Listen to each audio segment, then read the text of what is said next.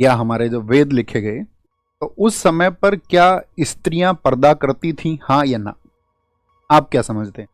अगर आप इस बारे में जानकारी भी नहीं भी रखते हैं तो कोई बात नहीं, लेकिन आप अपने प्राचीन देवियों को आपने देखा होगा, या प्राचीन चित्रों को आपने, या प्राचीन समय की रानियों को यदि आपने देखा हो, प्राचीन समय की रानियों को, जैसे कि रामायण में आपका जिक्र आता है जब माता सीता वनवास के लिए जाती हैं, कि एक अब ऐसा समय आ चुका है कि जिनको कभी किसी ने नहीं देखा वो आज जनता के बीच से, यानी कि इन आपका कंटकों भरे मार्ग से गुजर रही हैं।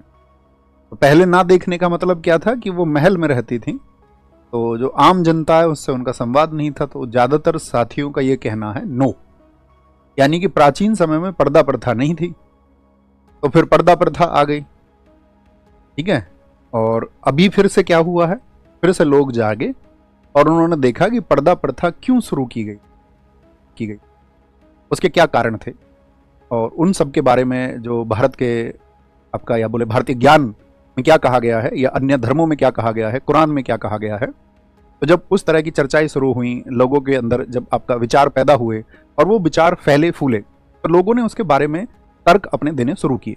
कुछ के तर्क ऐसे थे जो रूढ़िवादिता के शिकार थे, यानी कि आपका प्राचीन परंपरा के भी जैसा चला आ रहा है वैसा चलने दो, ये रूढ़िवादिता है, ठीक है, कि उसमें कोई बदलाव की जरूरत नहीं है। कुछ ये कहते हैं कि हाँ, इन थोड़े बदलावों की आवश्यकता है और ये थोड़े बदलाव हो जाए तो ठीक रहेगा।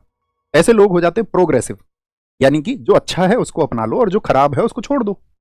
इसको बोलते हैं प्रगतिशील हो जाना, प्रोग्रेसिव हो जाना। तो समाज में सब तरह के लोग होते हैं, बोले हाँ या ना। भाई कुछ तो ऐसे होंगे जो परंपराओं को त्यागना नहीं चाहते हैं, और कुछ ऐसे होते होंगे जो नवीन परंपराओं को अपनाना चाहते हैं कि हाँ, इसके अपनाने से कोई नुकसान नहीं है।